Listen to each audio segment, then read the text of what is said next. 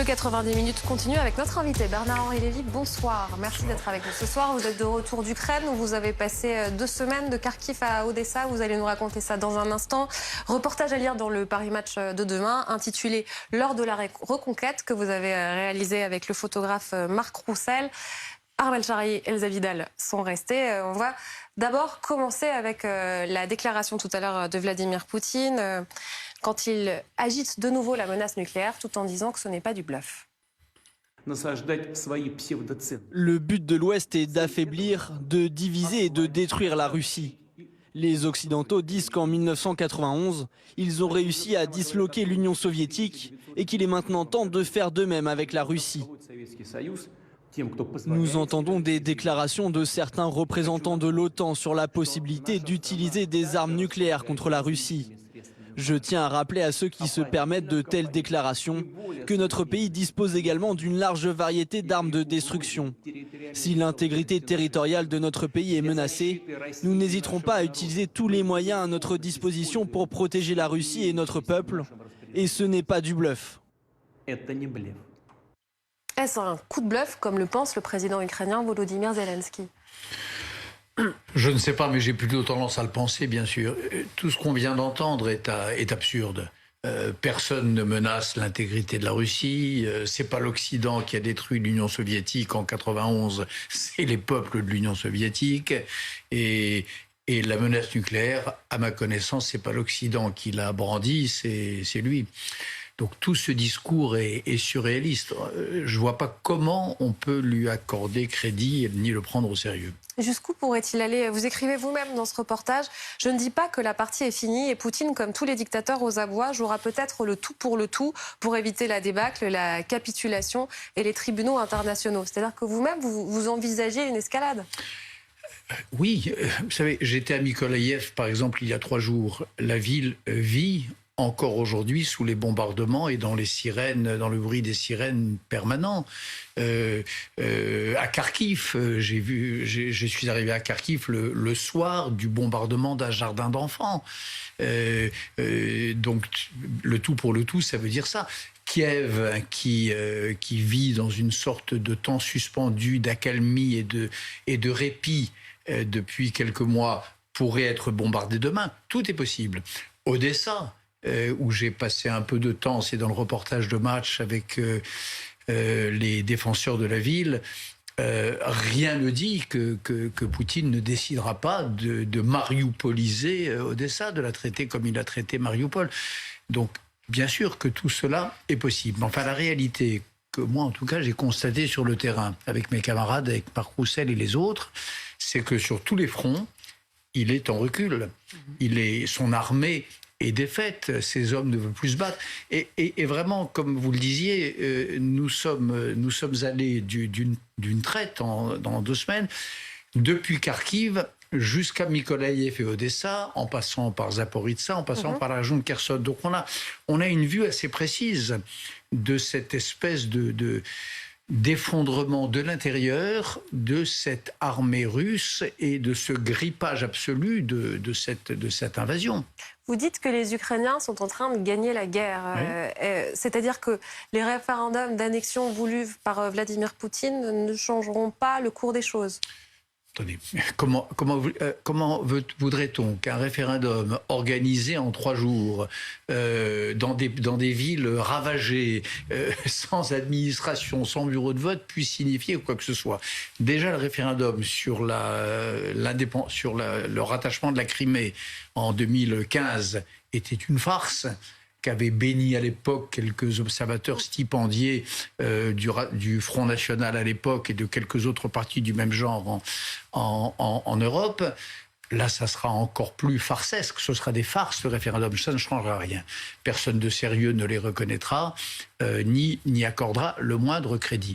La réalité, vous savez, il y a un moment où les chancelleries peuvent dire ce qu'elles veulent, Poutine peut rouler des mécaniques, c'est les peuples qui décident des choses, qui font l'histoire.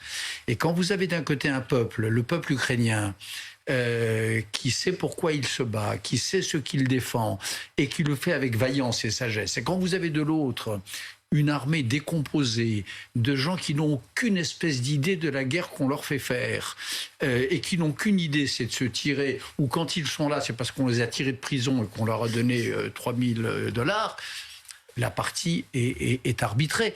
C'est les premiers qui gagnent. Et c'est ça, la vraie décision. Je ne connais pas de situation de guerre où, à la fin des fins, ce qui compte, c'est la volonté de gagner ou la résignation à perdre des armées et des peuples qu'elles représentent. Et c'est ça qui se passe en Ukraine aujourd'hui. Moi, j'ai fait le tour, encore une fois, j'ai vu ces femmes, ces hommes dans l'armée ukrainienne.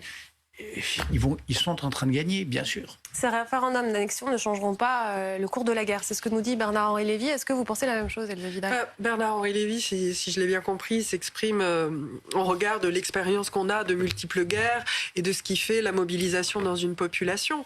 Ce qui est très important, je crois, dans cette guerre, c'est que non seulement, effectivement, il y a sur le terrain ce que l'armée ukrainienne est en capacité de réaliser avec le soutien occidental, et Vladimir Poutine l'a bien compris, le soutien occidental est cardinal pour la situation militaire. C'est pour ça qu'il compte sur nous pour avoir peur de la guerre nucléaire, reculer et encourager les Ukrainiens à négocier. Nous diviser et encourager les Ukrainiens à négocier. Alors, il n'est pas dit que même si on le faisait, les Ukrainiens nous écouteraient, puisqu'il y a un moment de ferveur nationale. Donc, peut-être que Zelensky, lui-même, le président, n'est pas en capacité de l'imposer aux Ukrainiens.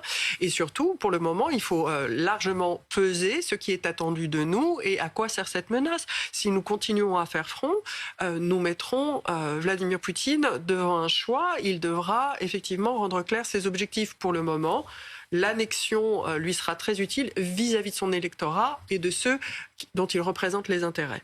Qu'est-ce que vous voyez sur le terrain? Où les Ukrainiens sont-ils en train d'avancer? Ils avancent partout. Ils ont avancé autour de Kharkiv vers Izium. C'est la contre-offensive du 6, 7 et 8 septembre. Totalement inattendue, totalement stupéfiante. Les Russes reculant à partir d'un certain point sans se battre, sans coup férir. Les Ukrainiens avancent au sud, dans la région de Kherson, où ils se rapprochent de la ville de Kherson. Contre-offensive qui a pris du temps à venir. Contre-offensive qui était annoncée, non, qui est menée depuis un certain temps, mais de manière progressive et mesurée, et qui en effet a caché aux opinions et aux observateurs l'offensive du Nord. Mais elle est en cours. À Zaporizhzhia, dans le reportage de match, je parle d'un bataillon ukrainien que je connais un peu, avec lequel j'avais déjà passé du temps au mois de mai dernier, et qui se sont renommés, là, il y a quelques jours, bataillon Charles de Gaulle. C'est un bataillon ukrainien qui a pris le nom de l'homme de la France libre, en hommage à lui, en hommage à l'appel du 18 juin et en hommage à l'esprit de résistance. Ce bataillon-là, je l'ai connu au mois de mai, début juin de cette année à un certain point. Aujourd'hui, il est 25 ou 30 kilomètres plus loin, dans la région au sud de Zaporizhzhia, entre Zaporizhzhia et Mariupol. Donc les Ukrainiens avancent partout, sur tous les points de ce front. Et ça, encore une fois, avec Marc Roussel, avec mes autres camarades, nous l'avons constaté partout. Oui, et c'est à mettre en lien avec la déclaration du jour de Vladimir Poutine. Ce que vous voyez, quand il appelle à la mobilisation partielle, pas la mobilisation générale et partielle, c'est parce qu'il y a cette déroute, parce qu'il manque d'hommes. Alors là, il dit qu'il a besoin de 300 000 hommes, qu'il en a perdu 6 000. On se rend bien compte qu'il y a un problème dans les chiffres. Rien que quand Shoigu dit que 6 000 soldats sans doute 70 ou 80 000. Oui, on ne sait pas les chiffres exactement. Oui. Et ceux qui restent ne veulent plus se battre. Et pourquoi voudraient-ils se battre? Et regardez les mouvements de femmes, les mouvements de mamans à Moscou qui commencent de se constituer. Regardez la manifestation d'aujourd'hui. Ouais, ce soir, je disais 1000 arrestations. 200 et quelques arrestations, je crois, non? Ça ne fait qu'augmenter. Donc on risque bientôt de savoir qu'il y en a encore plus. Donc ça veut dire une manifestation massive. Donc on est en train d'assister à un phénomène qui est assez extraordinaire d'ailleurs, c'est que ce régime de granit est en train de se fissurer, comme souvent les tyrannies, comme souvent les dictatures. Et c'est les Ukrainiens. Alors nous aidons les Ukrainiens, ça c'est vrai, et ces succès militaires que j'ai constatés n'auraient pas été possibles sans l'aide occidentale, mais ils nous protègent aussi et ils nous défendent aussi. Moi, lorsque je vois ces femmes, parce que dans les bataillons ukrainiens, il y a des femmes, contrairement aux bataillons russes qui la jouent beaucoup plus et totalement testostérone. Mais moi, quand je vois ces bataillons ukrainiens, j'ai l'impression qu'ils défendent mes enfants, ils défendent ma famille, ils défendent l'Europe contre un homme qui, depuis des mois qui depuis des années, et depuis le mois de décembre dernier, les 2 ultimatums du 17 décembre dernier, a déclaré la guerre à l'Europe, a déclaré la guerre au modèle de société, de démocratie auquel nous sommes attachés. C'est vrai que l'histoire se répète. Il y a eu la surprise de Kiev à un moment fort de la guerre. On attendait l'offensive russe, elle n'a pas eu lieu. Il y a eu la surprise de Kharkiv. On ne s'attendait pas à cette contre-offensive si forte venant des Ukrainiens. À chaque fois, on s'interroge sur la fragilisation possible de Vladimir Poutine ou pas. Est-ce qu'on y est? Est-ce qu'on commence à y être chez lui? On peut certainement commencer à voir un mouvement de la société russe là-dessus, mais on n'a d'abord pas toutes les données, d'une part. Ce que je vous disais tout à l'heure, c'est qu'on a les données dans les villes qui sont les plus proches de nous et donc dans lesquelles, effectivement, on a cette capacité de captation. Dans les zones rurales, qui sont la majorité en Russie, on n'a pas de données exactes sur le ressenti des uns et des autres.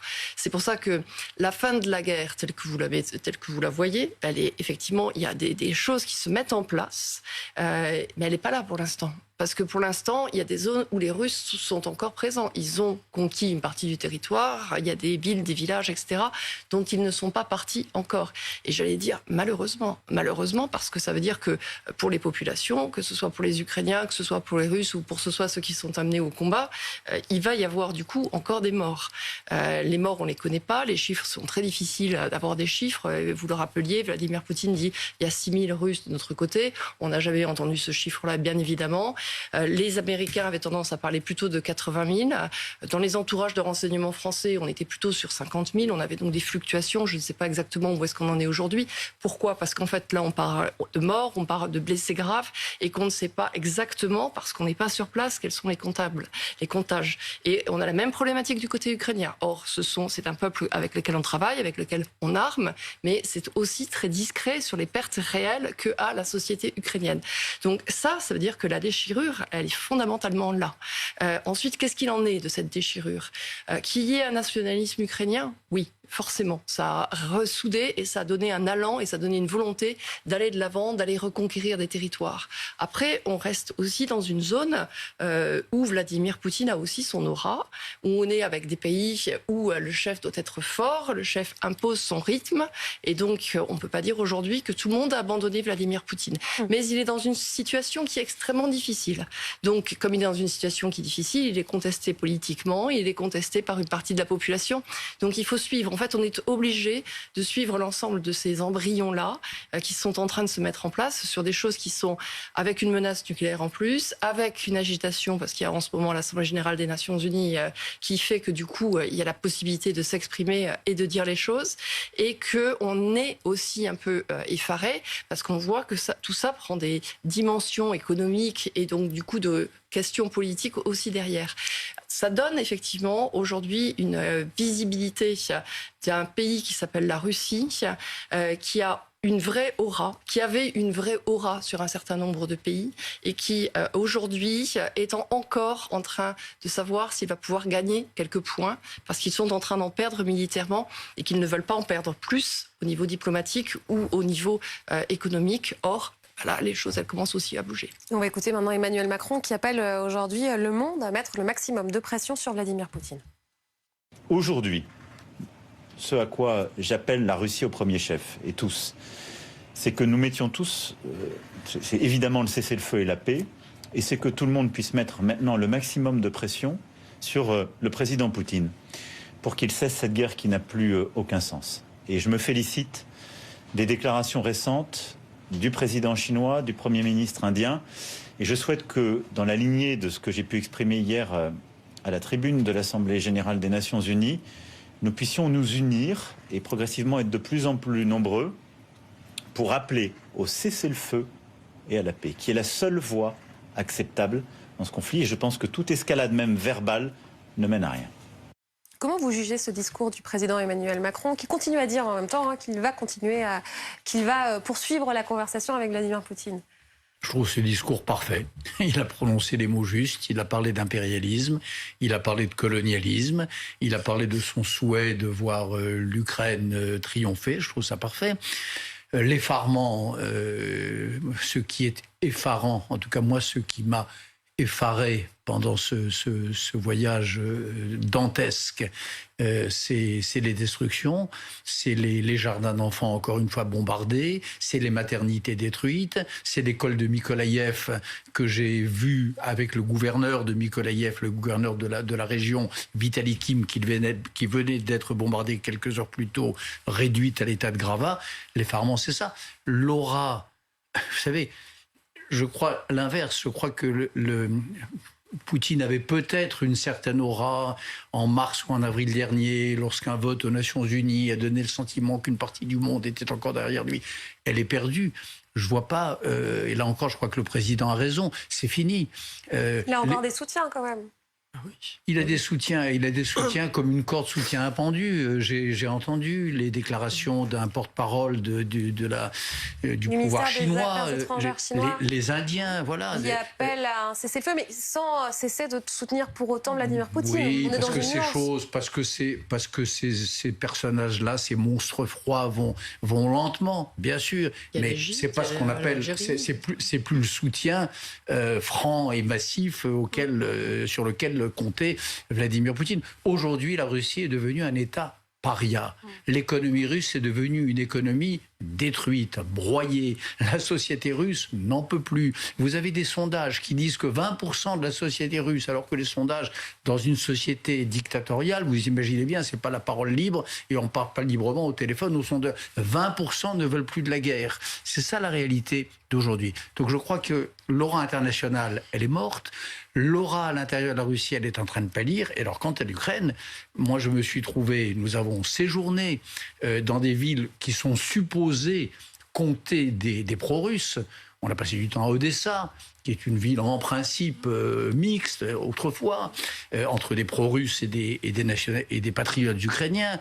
Mykolaïev, Zaporizhzhia, où il est question d'organiser un référendum. Je peux vous dire que je n'ai pas rencontré un Poutinien, je n'ai pas rencontré un Ukrainien qui ne soit pas horrifié par cette guerre monstrueuse, cette guerre contre les civils, cette guerre où on perd à la loyale et où on se venge sur les enfants et sur les femmes, cette guerre où qui a commencé par des appels au viol. Je crois que j'entendais ça tout à l'heure sur votre antenne, la phrase de Poutine à l'intention de l'Ukraine, cette fameuse phrase « Viens petite, que tu le veuilles ou non, tu viendras », cette phrase qu'il avait adressée à Zelensky. Cette guerre, elle est atroce et je n'ai pas rencontré un Ukrainien dans l'Est, dans la région de Kharkiv, qui ne la trouve monstrueuse. C'est une vraie question, ce qui va se passer dans ces territoires, ces 4 régions que Vladimir Poutine veut annexer. C'est-à-dire qu'on va faire semblant de consulter la population. Et ensuite, que se passera-t-il? A priori, on imagine déjà le résultat du référendum. Alors, déjà, il y a eu une publication sur le site de l'agence de presse d'État hier ou ce matin, je ne me le rappelle plus, dans la nuit ou ce matin, une publication prématurée de ce que seront les résultats de ces référendums dans les 4 territoires concernés. Donc, pour ceux qui avaient encore des doutes quant au caractère véridique de ces référendums, ils sont désormais fixés. Ce qu'il faut bien avoir en tête, c'est que la partie du Donbass qu'on appelle la République de Donetsk et l'autre de Louhansk sont des républiques qui ont été assez systématiquement vidées des personnes qui étaient opposées au projet russe. Donc il reste globalement des gens qui sont plutôt favorables au projet russe. Donc là, on va sans doute, à grand renfort d'accompagnement des votants, avoir des scores tout à fait satisfaisants. À Zaporizhzhia et à Kherson, ça va demander un investissement extrêmement fort, au point que on sait qu'on a envoyé des gardes, des policiers, tout particulièrement pour Zaporizhzhia, des observateurs pour encadrer les votants, et aussi qu'on a renoncé pour 3 jours à faire voter les gens dans des bureaux de vote. On va les faire voter chez eux pour limiter les rassemblements, les déplacements. Et rien qu'd'imaginer la suite, on se demande si ce sera tenable. C'est exactement la question. Pour ces 2 territoires, c'est probablement pas tenable. Et on peut aussi imaginer que ce chiffre de 300 000 réservistes, qui est le chiffre recherché, hein, de 300 000 hommes, c'est aussi pour occuper certains territoires. Et encore une fois, c'est difficile de motiver les Russes. Donc, qu'est-ce qu'on a vu aujourd'hui? On a vu qu'on vient de décréter un moratoire sur les crédits bancaire pour tous ceux qui accepteraient d'aller se battre, donc plus de crédit, on les stoppe. Et puis également, on a facilité l'accès à la nationalité russe pour les migrants du travail qui souhaiteraient s'enrôler pour 1 an dans l'armée russe. Et ce sont particulièrement les Centra-Asiatiques et leur gouvernement, notamment les Kirghizes, ont dit alors si vous faites ça, c'est 10 ans de prison quand vous reviendrez à la maison. Une dernière question, Bernard-Henri Lévy. Quelle est la pression que vous pouvez peut-être ressentir venant de la Russie? Parce que j'étais étonnée de voir le chef du bureau de Moscou du Financial Times qui disait, regardez à la télé russe, en fait, il était question de vous, et il était dit qu'en fait, vous étiez derrière le supposé massacre d'Izium, qu'en fait, cette mise en scène, c'était votre œuvre. Vous avez entendu parler de ça? J'ai entendu parler de ça. J'ai lu dans un magazine français une interview de Douguine, Alexandre Douguine, l'un des supposés inspirateurs de Poutine, disant que cette guerre, elle n'était pas contre l'Ukraine, elle était contre moi et Georges Soros. Je vois depuis 48 heures, depuis qu'ils savent que j'étais en Ukraine, depuis que j'ai mis des informations sur mon compte Twitter, des déclarations, des réactions d'un antisémitisme enragé de la part des trolls russes. Je vois tout ça. La Russie est un pays malade, un pays gagné par le conspirationnisme. Et en effet, que je sois une victime très collatérale de ce conspirationnisme avec ce genre d'arguments, c'est à la fois bête, accablant, et ça montre le désarroi dans lequel est le pouvoir russe. Me prêter à moi, écrivain français, faisant un reportage pour Paris Match, la mise en scène des charniers d'Izium, c'est tellement risible, c'est tellement sot que ça en dit davantage sur ceux qui colportent ce genre de bêtises que sur le reste et que sur les malheureux femmes et hommes qu'on a retrouvés dans ces tombes. Merci beaucoup d'être venu nous voir. On a une pensée très forte pour notre collègue Frédéric Leclerimoff. Vous savez, il a été tué le 30 mai lors d'un bombardement russe en Ukraine. Nous avons aujourd'hui baptisé la rue des studios de BFM TV Allée Frédéric Leclerimoff. Vous voyez sa mère qui s'exprimait tout à l'heure, puisque les parents étaient présents. Vous voyez aussi Maxime Brandstetter qui était son binôme, qui était avec lui. Et Frédéric avait 32 ans.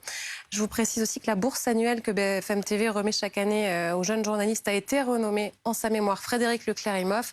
Je vais citer cette phrase de sa mère. Il est mort pour avoir juste montré la réalité. Il était avec nous tout le temps.